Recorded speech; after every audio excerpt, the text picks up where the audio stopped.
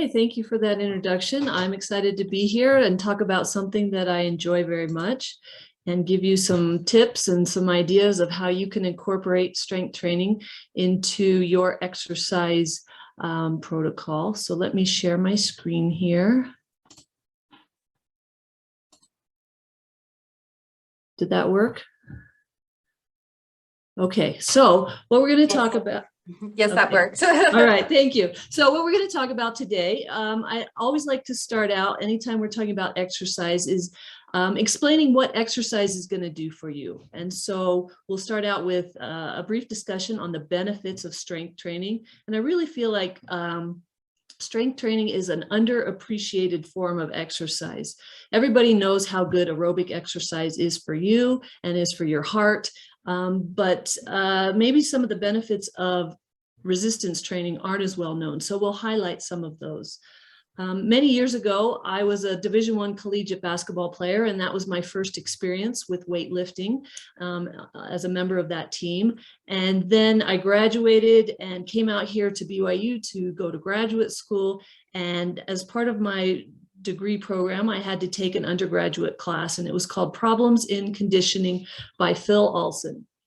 And a lot of the message of that class was that as we age, we lose physical functioning, and specifically our muscles get, we lose muscle mass as we age. And it was at that period of time that I realized that if I wanted to combat that aging process, that I should continue to lift weights even after my athletic days were over. And so that's something that I've tried to do on and off throughout the intervening years. And I've done so with mixed success. Some periods of life are very easy to have a good exercise routine, and other periods of your life become a little bit more difficult. So I will use the benefits of strength training as a good motivation for you to maybe convince you that incorporating strength training into your workout routine could be very helpful.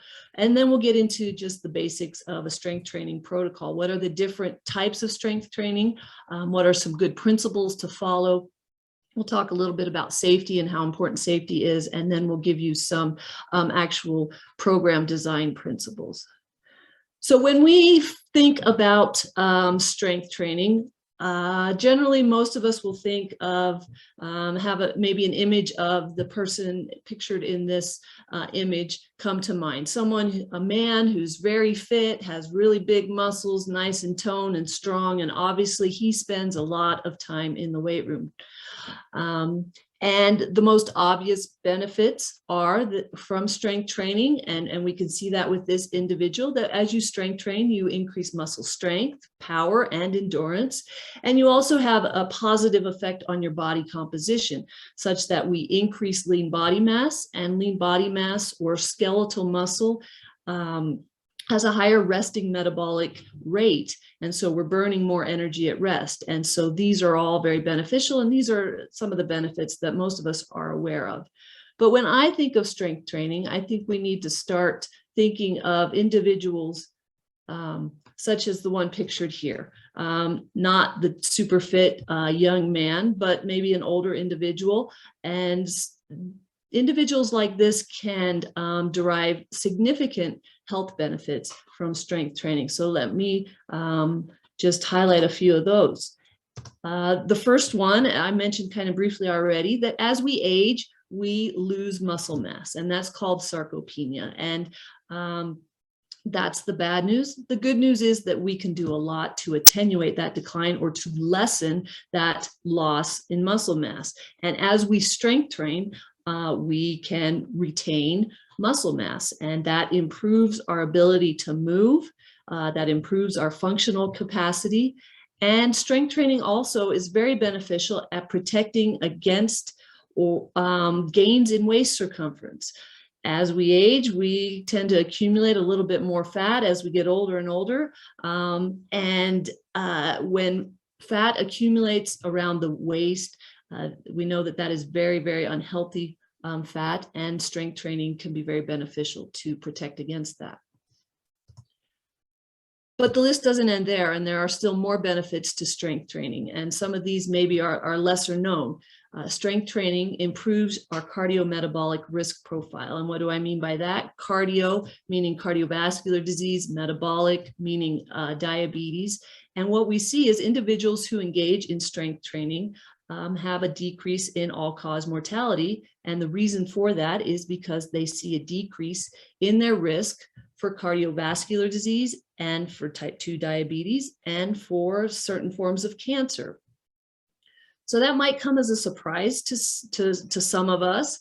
When we think of strengthening the heart and combating cardiovascular disease, we automatically think aerobic exercise. And we've known for a long time about the benefits of aerobic exercise on the heart.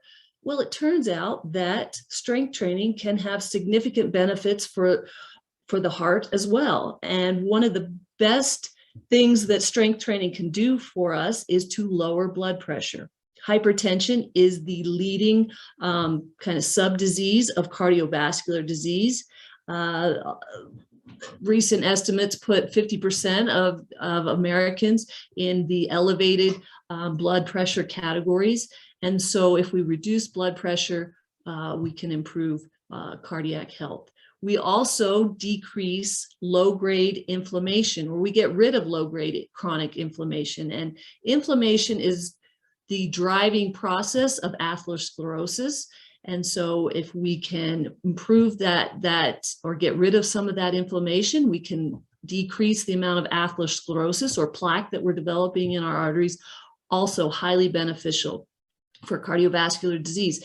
These are all benefits, I'll remind you, of strength training. There are also benefits of aerobic training, but strength training, it turns out, is just as helpful for cardiovascular disease. Individuals who engage in strength training see fewer cardiovascular disease events.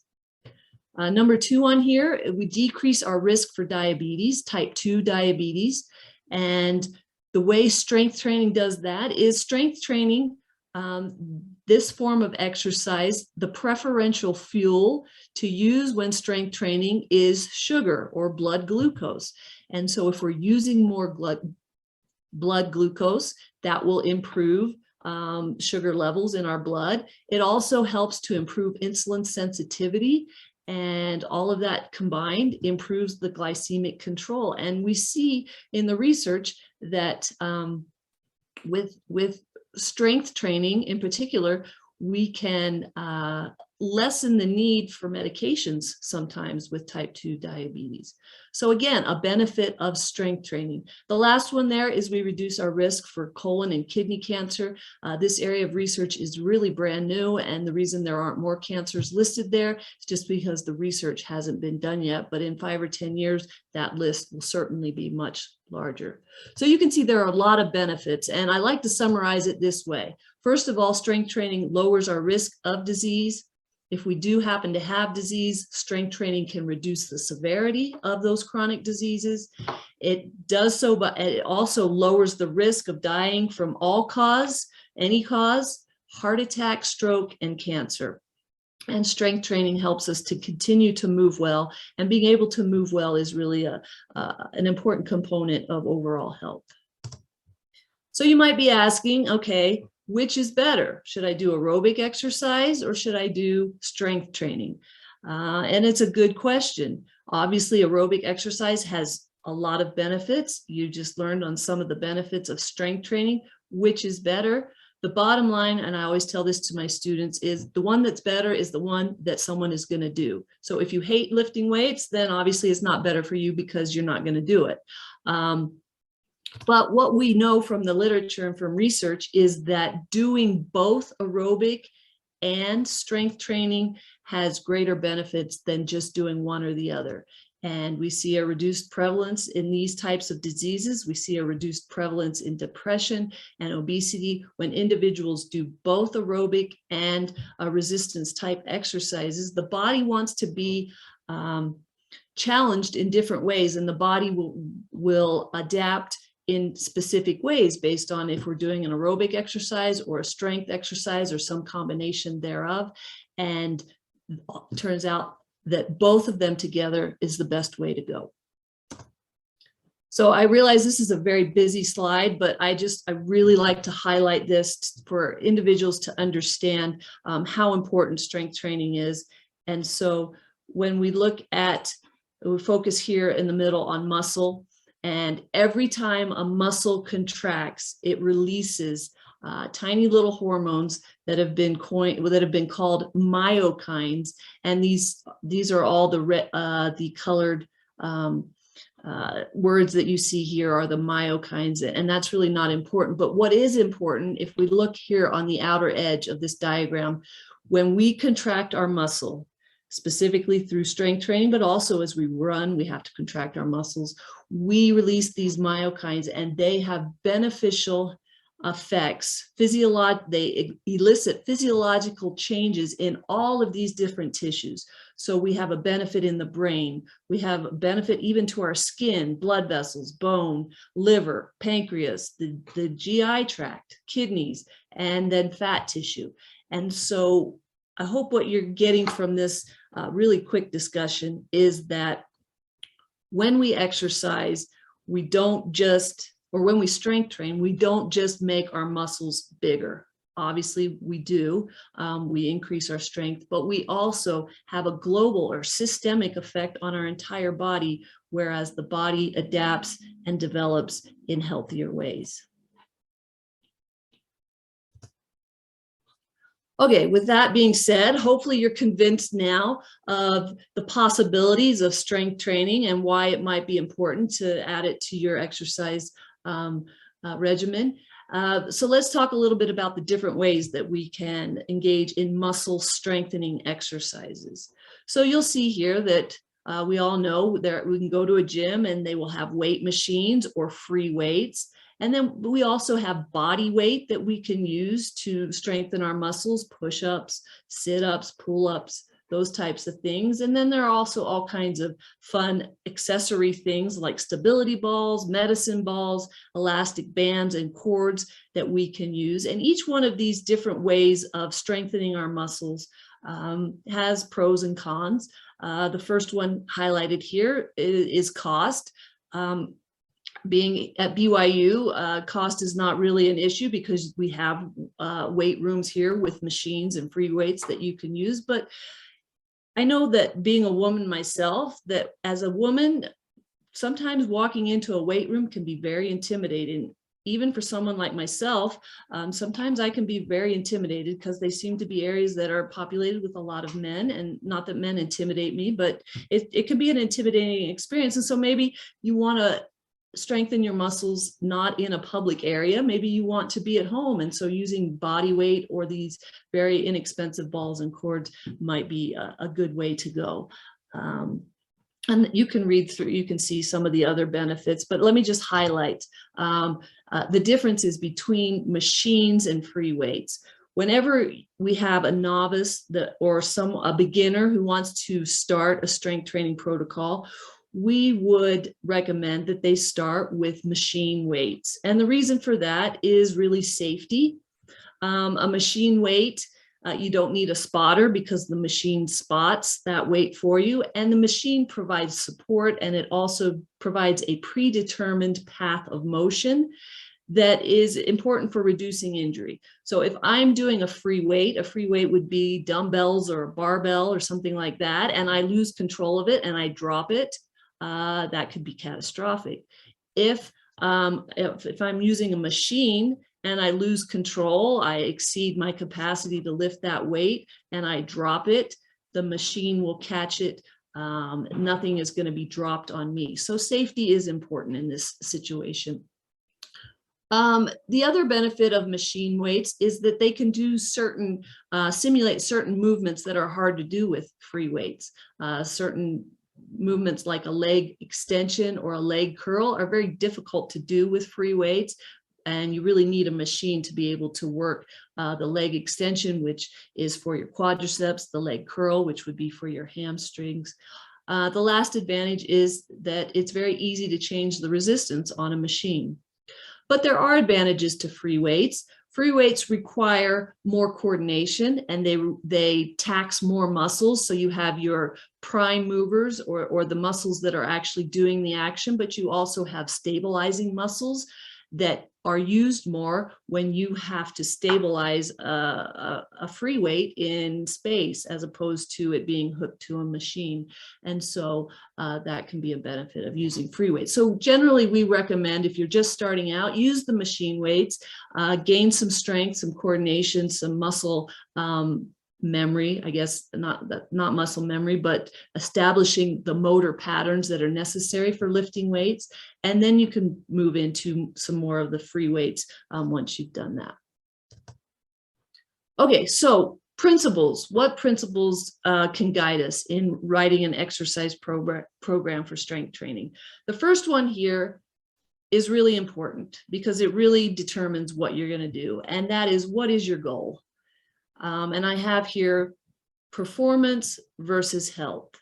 And these really are kind of at odds with each other. If your goal is to maximize strength and maximize your performance, you're going to do a very different strength training program from someone who wants to just improve their health. So a good example of this is my husband and me. We've lifted weights together a little bit, but generally he goes and does his thing and I go and do my thing. His goals are more related to performance. He wants to be as strong as he can. He wants to improve his ability to play faculty basketball. He wants to improve that performance.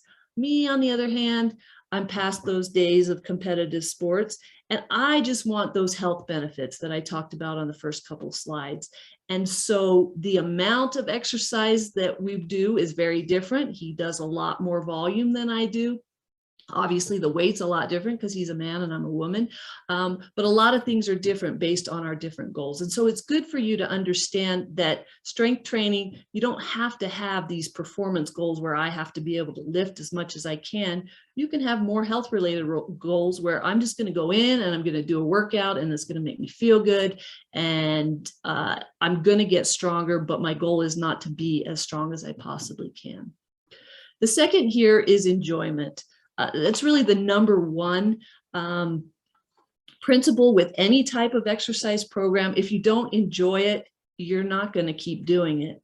And so find something that you enjoy. And we live in a great day and age where you can do a Google search. You could spend, years on Google looking at all the different ways to do strength training exercises, using weights, using your body weight, using balls and cords and that type of thing. And so, find something that you enjoy doing and then do that. And if your goals are more related toward health, anything you do is better than nothing. If your goals are more related towards performance, then you need to follow a specific plan and work towards that. But again, it just depends on your goals. Two of the most important principles in exercise science, as far as exercise training, are the overload principle and specificity. Overload just means that in order for the body to adapt, we need to place a new demand on it. And so when you first start lifting weights, that's a new demand and your body is going to adapt and become stronger so that you can do that more easily. As you continue to strength train, you need to increase the weights or the number of repetitions you're doing or whatever, all kinds of things you can change so that you're varying the demand that's on your body so that your body can adapt to that demand.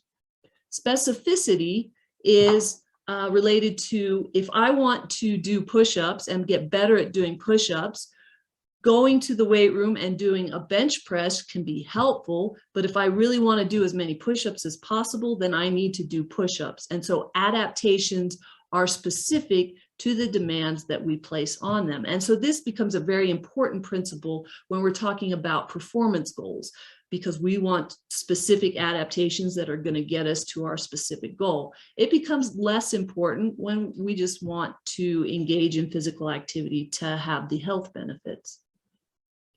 Okay, so you start a new exercise program, and one of the biggest hurdles to get over with strength training is that you are going to be sore. There is muscle soreness always associated with starting out a new strength training program. Once you start doing it and you do it regularly, you're not going to get sore every time until you increase the demand or maybe increase the resistance. Then you might be a little bit sore, but muscle soreness you can't avoid. So if you're just starting a strength training program, the recommendation would be to start very easy and gradually increase, knowing that you will feel sore, but you're going to try to limit the amount of soreness that you feel rather than going in whole hog and really giving yourself a lot of soreness, and that can be hard to overcome. You may not ever step in a weight room again if you do that. And so some of the myths out there are that if you just stretch really well before and after, that you won't have muscle soreness. Unfortunately, if it were that easy, life would be great.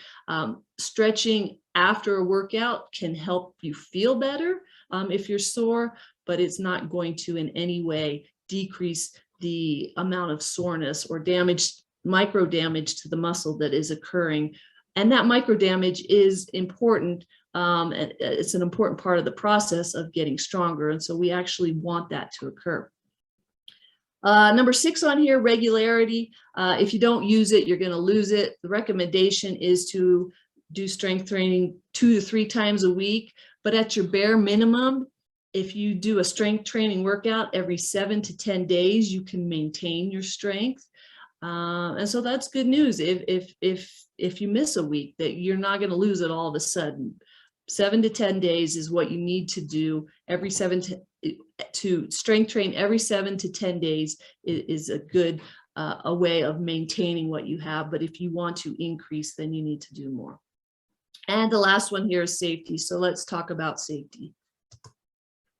As you can see on this slide, this individual is not engaged in a safe practice. He is on a weight bench and he is balancing on a stability ball. And I don't know what exercise he's doing other than setting himself up for a nasty fall. I think it's just kind of a funny picture. But what are the safety concerns and what do we need to be aware of in a weight room? First one is proper form. Proper form is critical for strength training to avoid injury. And so we need to have controlled movements, meaning we're not going so fast that we're losing control of the movement and the weight. We also want to engage in a full range of motion. Your muscles are stronger. Particularly your biceps, they're strongest at like the 90 degree and they're weakest when you're fully flexed and fully extended. And so if you're only doing an arm curl in, right at the 90 degree and you're not fully extending and fully flexing, you're not working the part of your muscle that is the weakest in that range of motion. And so we want to do a nice full range of motion to get full benefits to all of the muscle. And then this is just kind of a good hear it, see it, do it with feedback. Whenever you're introducing or trying to learn a new exercise, this is something I use with my students to teach them how they should teach their clients. But it's good to hear how to do an exercise. Then it's good to see it done with proper form. And then the individual, you do it. And it's good to have a partner or somebody there who can watch your form and give you feedback and say, your elbow's coming out, or you're not fully extending, or whatever it may be, to give you that good feedback.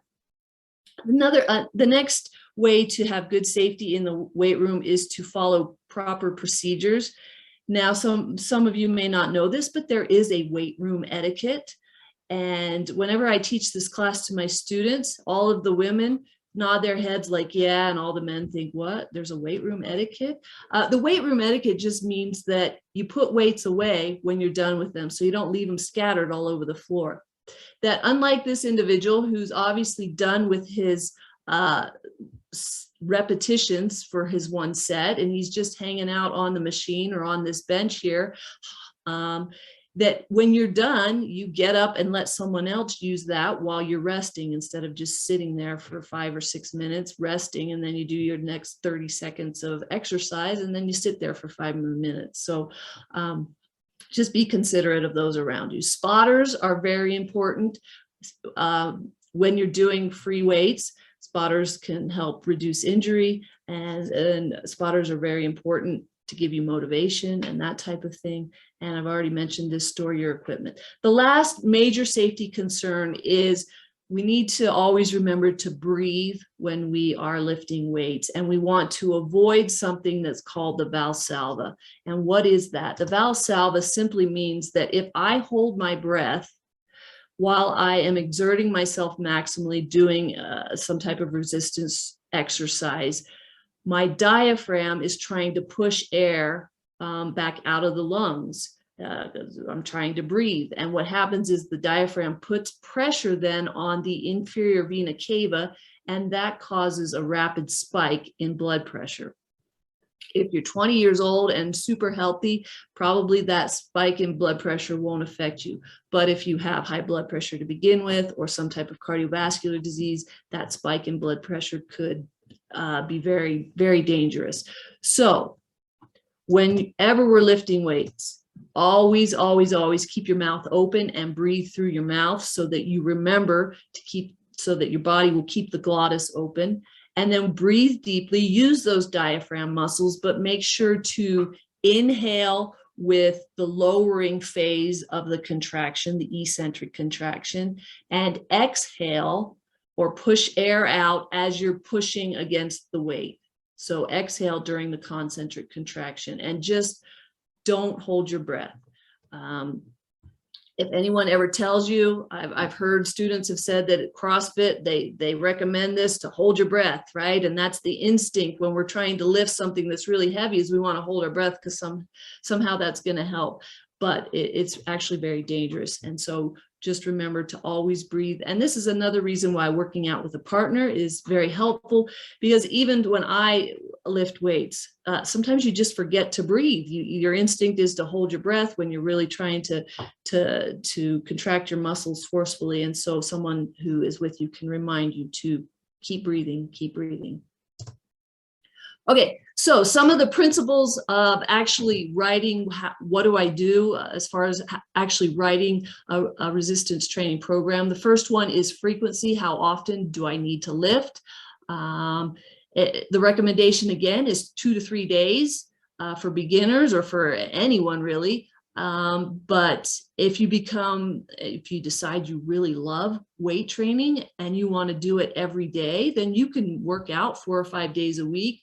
And generally what you want to do then is do a split body routine, where you're doing upper body one day, and then the very next day you're doing lower body, and then you're going back and forth between upper body and lower body, so that your upper body has 48 hours of rest between exercise sessions, and your lower body has 48 hours of rest between its exercise sessions. But you are working out 4, 5, or 6 days a week, and that's perfectly okay to do that. Sets, how many sets should you do? Well, the recommendation is, if your goal is strength and or power, to do 2 to 4 sets. And that's what's recommended for most adults, to do anywhere from 2 to 4 sets. But that being said, a single set can be very effective for beginners, or for older individuals, or even for people like me who some days I just feel lazy. And so I make it to the weight room, but then I think, oh, one set is all I really want to do. And so that's all I do, is 1 set, because if my goal is health, then everything I do is beneficial. And the fact that I don't do more than that is not bad. And the next time maybe I'll push myself a little bit harder, but a single set can still have those great health benefits that I talked about at the beginning. How many repetitions? Well, we all know the standard 3 sets of 10 repetitions, right? So if your goal is strength, anywhere from 8 to 12 repetitions is the recommendation. If your goal is endurance, rather than strength, you want muscular endurance, then you can do a lot more repetitions and a lower weight, so 15 to 20 repetitions. And if you're just starting out and you've never really done strength training, and you may even fall into the category of deconditioned, you're going to do somewhere in between, with about 10 to 15 repetitions for your sets. Okay, so the next question is, how much resistance should I do? What intensity of exercise should I work out at? And I'll explain the complicated way first, and then I'll show you the much easier way. But if your goal is strength and you've been sedentary and you're just starting out, you're going to start out with 40 to 50% of a 1 RM. 1 RM simply refers to the maximum amount of weight that you can lift one time. So if I go into the weight room and I find a leg press machine and I do a couple repetitions to see how much is the most I can do one time, and I come up with 200 pounds is the most I can do one time, then I would want to start with half of that. For my 3 sets of 10 or 2 sets of 12 or whatever it is. Intermediate, and this is really where most people will fall, 60 to 80 is really where you want to be. That's your goal, 60 to 80% of 1 RM. Highly experienced individuals will routinely go much higher than 80%. And then for endurance, again, if your goal is just to improve muscular endurance, you're going to do a lighter resistance, so 50% or less, and you're going to have a shorter rest period and more repetitions. So that's kind of the hard, complicated way if you want to go test what your 1 RM is for all of the different exercises that you're going to be doing. The other way is just to kind of gauge it by, I want to be able to do 3 sets of 10 of a certain exercise. And so you choose a weight. And if that weight is really easy and you can do 3 sets of 10, then you're going to increase it. And if it's really hard and you can't do 3 sets of 10, you can only do 1 or 2 sets of 5, then that weight is too much. And so you just kind of trial and error to figure out what your resistance will be. Generally speaking, with arm type exercises, when we increase weight, we do it in 5-pound increments. And with our legs are stronger, we generally increase our weight by 10 to 15 pounds when we increase weight. Okay, what types of exercises should we be doing? We want to do multi-joint exercises. This is an example of a multi-joint exercise. It's a pull-up. So I'm using my shoulders, my elbows, and even my wrists. So multi-joint. And we want to target major muscle groups. We want to target the chest muscles. We want to target the quadriceps and the hamstrings. And make sure we do multi-joint exercises for major muscle groups. We also want to make sure that we're not focusing only on one area of muscle and we're neglecting the corresponding area. So the example of that is we really want strong legs, and so we work on our quadricep muscles and we forget about the hamstrings. We need to make sure we're doing exercises for both. Chest and upper back is another example of that, and abs and lower back. A lot of people focus a lot on their abs and they want really nice, strong abs, but it can create an imbalance, and it can also, sometimes cause lower back pain because you forget to also strengthen the muscles of your back. Okay, so how much rest do we need? Again, for strength type protocols, 2 to 3 minutes between sets is recommended. For endurance, we're going to shorten that rest period because we're working on muscular endurance, so 1 minute. And then we want a recovery period of at least 48 hours between heavy workout sessions. And I want to emphasize that heavy workout session. So if you're doing weights like this guy is, who obviously is very tired and he's lifting heavy weights here, you're going to want the 48 hours for your muscles to recover. But if you're like me and you're like, it's a lazy day and I'm here in the weight room, but I don't really want to push myself and I'm only going to do 1 set of maybe 15 repetitions, so more of an endurance type protocol, I routinely do 1 set of 15 repetitions back-to-back days, and there's nothing wrong with that. And so if it's a high intensity workout, you need that 48 hours of recovery. But if it's a lower intensity, you can strength train every day. And certainly body weight exercises you can do every day. Okay, what order do we put the exercises in when we're developing our exercise plan? Any type of exercise like plyometrics, which are jumping, or power exercises where we're trying to do something with as much force in as short a period of time, they are highly fatiguing exercises. And so we want to do those highly fatiguing exercises first so that we're at our freshest and we limit that fatigue. And then after that, we usually do large muscles before smaller muscles and multi-joint exercises before single joint exercises. So a multi-joint exercise would be something like the pull-up again, where you're using shoulders and elbows and even wrists. And you would do pull-ups before you would do a bicep curl, where you're only using your elbow. And it's trying to isolate just the biceps. Okay, so there are lots of different ways that we can increase or progress through an exercise program, meaning we go back to the overload principle and we need to change the demand placed on the body. We can alter any of the variables of a strength training program to progress. So we can change the exercises, we can change the order of the exercises, we can increase the resistance we're using, we can increase the volume. The volume being a product of the total number of sets and the total reps. We can change the rest interval. We can change the velocity of the repetition. We can change how often we exercise. And so there's a lot of different variables that we can manipulate so that we don't get bored doing the same thing. And a good example of this is what we call undulation or non-linear periodization. It's just a really big word for changing things up.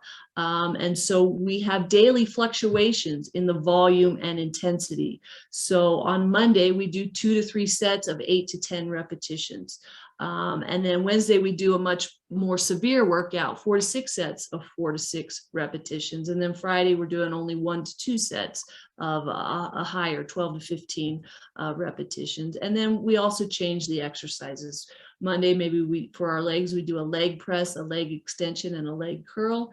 And then on Wednesdays, we do a squat or a dumbbell and a dumbbell lunge just to change things up. And it's a good idea to change things up so that you don't get bored.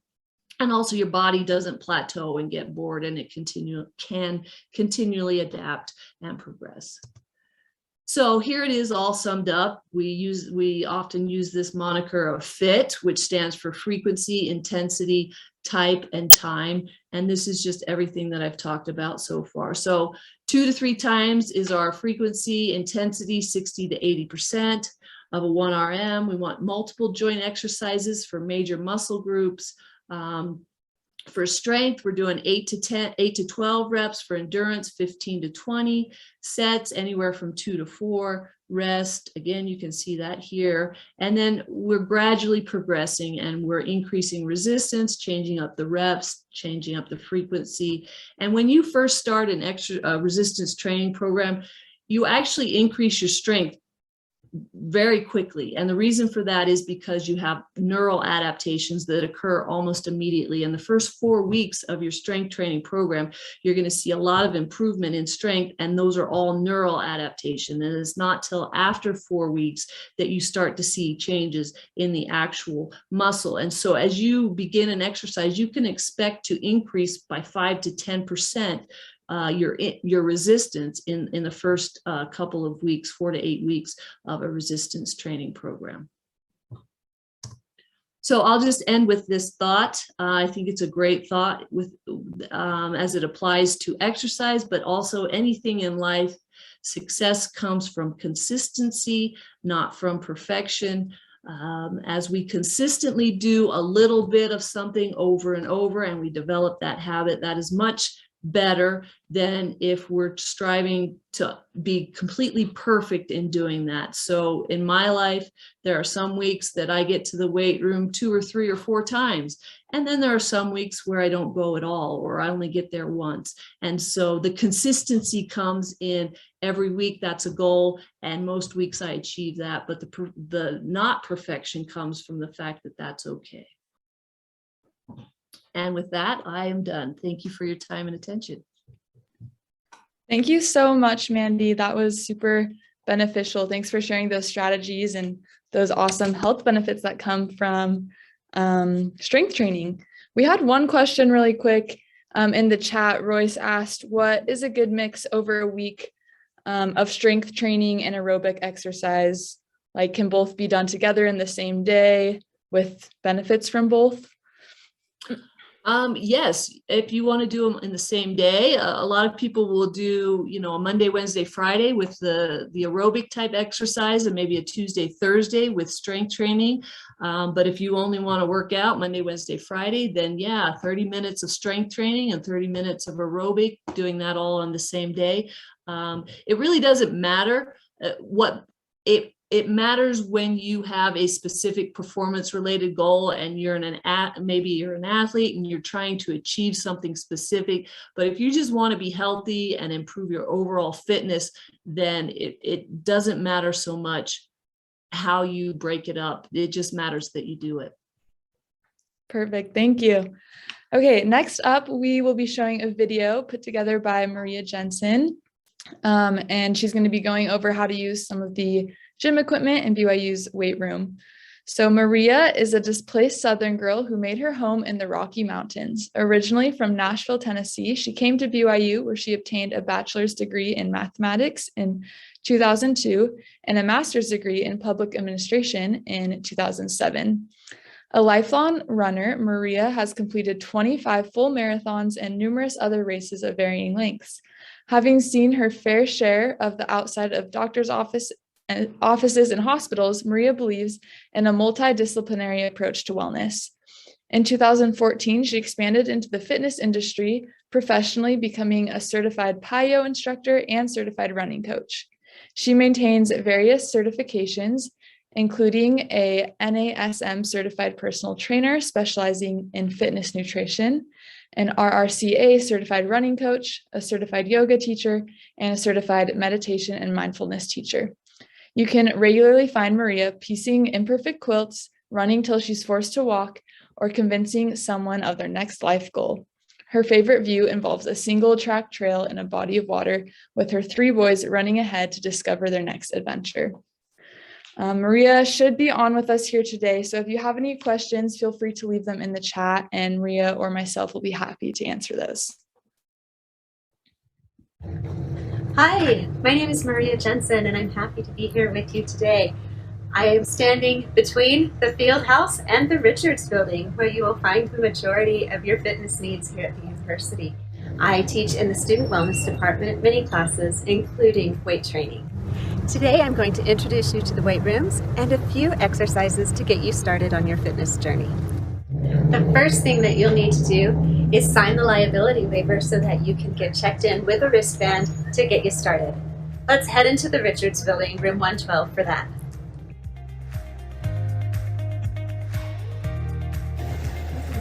This is 112 in the RV. It's the information center here, and this is where you need to come to get your wristband. You'll come to the desk and talk to the attendant here. Be sure to bring your cell phone because they're going to have you scan the QR code on the counter right here. Make sure you have your BYU ID. The QR code takes you to a liability waiver where you'll be able to sign and immediately receive your wristband, which is required to get into the weight rooms. Come here to ask any questions and also to reserve courts like racquetball, or if you had questions about the locker rooms. Since we're already in the RV, let's head down to the women's locker room. Inside the women's locker room is where you can be issued a locker. You'll also find inside there's a fitness area exclusive for women. So those of you who would prefer to work out in the women's weight room, it's inside the locker room. Before using any of the facilities, make sure you are wearing the proper attire and abiding by the fitness dress code. Let's head to the Smith Field House to check out the other facilities.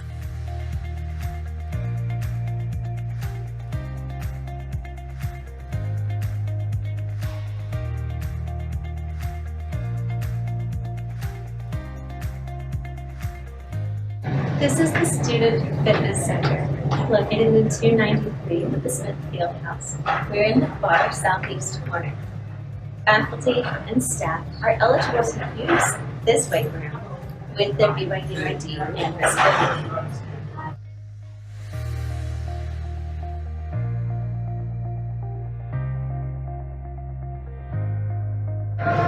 There are both men and women's locker rooms available for day use in the Smithfield house near the indoor track. This is the weight room available for use for all faculty and staff members with a wristband.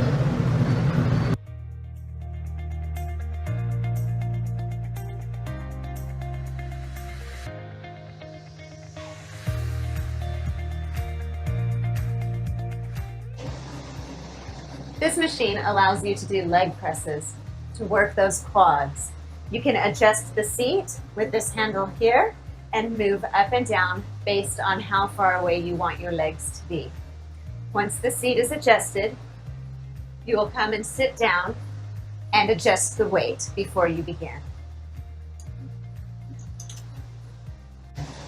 With your back against the rest, hands on the handles, bring your feet up about hip width apart, maybe slightly wider, toes pointing straight up. The knees will be bent. As you press, the legs will straighten and you do essentially a seated squat. This is a leg press. This machine will allow you to do core work in the abdominal area at a decline. To get on this machine properly, you'll hold the handle, bring one leg up, sit down, and the other leg up. Then lower to your back. You can do traditional crunches or sit-ups.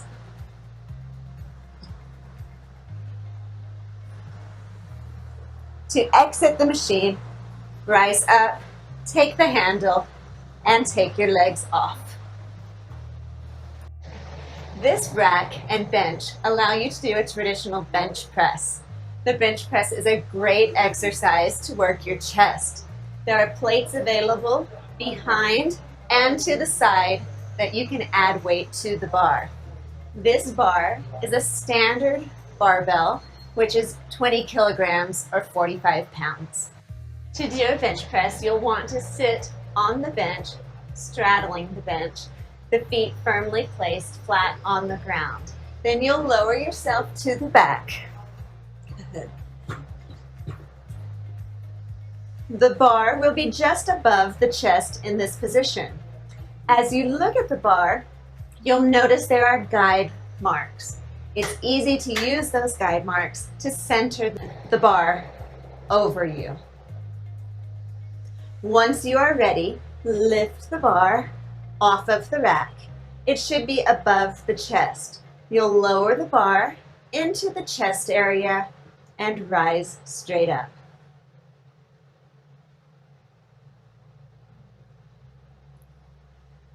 When you are finished, re-rack the bar on the rack and rise up. On this machine, you can do lat pull downs to work your back. You'll need to come over to this side in order to adjust the weight appropriately. Walk into the machine and take a wide grip on the bar. You'll want to sit down with your thighs underneath the rest. Draw the shoulder blades down and back, and then pull the bar into the chest area.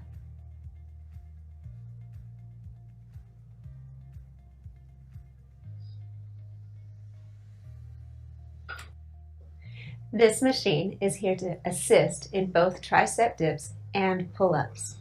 This machine's a little bit different in that increased weight actually gives you more assist. You'll want to hold the handles, step onto the footrests, choose your grip at the top, then place your knees where you would like them. With arms fully extended, pull yourself up and allow yourself to go back down.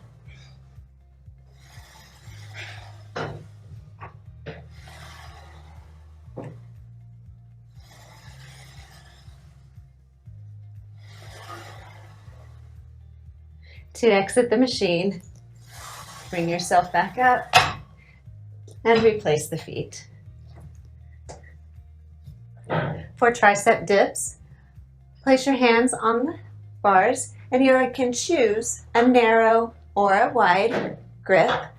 Step up onto the footrest. Place your knees on. As you dip down, the elbows go behind the body and you press up.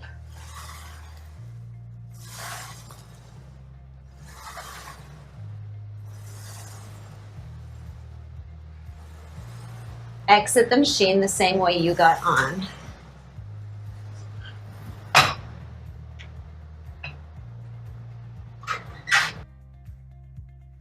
When you're ready to venture out and try a new machine, just know that each machine comes with instructions, usually including a picture showing how to use the machine and adjust the weight, as well as which muscle group it's using. There are also free weights available in the weight room, ranging from 5 pounds to as heavy as 70 pounds. With free weights, you are able to use them single arm, single leg, or both at the same time. For a bicep curl, take the weights in your hands and fully extend your arms. Then, keeping the upper arm stationary, draw the weights into the chest by bending the elbows, returning to that same position, nice and slow, to work the bicep.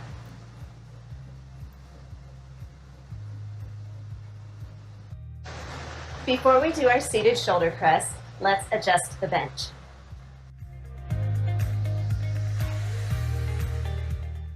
For a seated shoulder press, you can adjust the bench to a seat.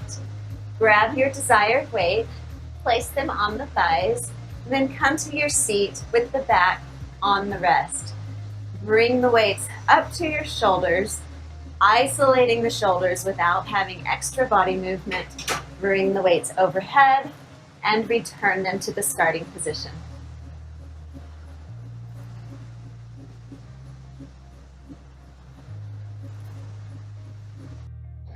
Another popular leg exercise is a rear lunge. Taking the dumbbells in your hands, you'll want to step back and lower down to where the knees are almost at a 90-degree angle and return to your starting position.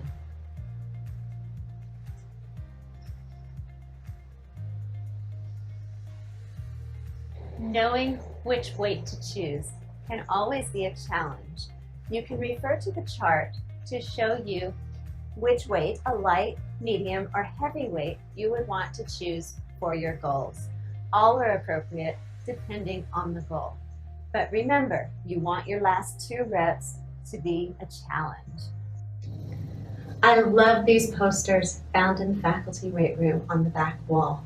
I love that they show the different muscle groups and alternate exercises based on those muscle groups. If you're ever looking for new ideas or new exercises, take a look at the poster. In addition to all of the weights, there are also cardio machines available in the weight room. We have treadmills and spin machines. Thanks for joining me today, and I hope you're ready to start your fitness journey.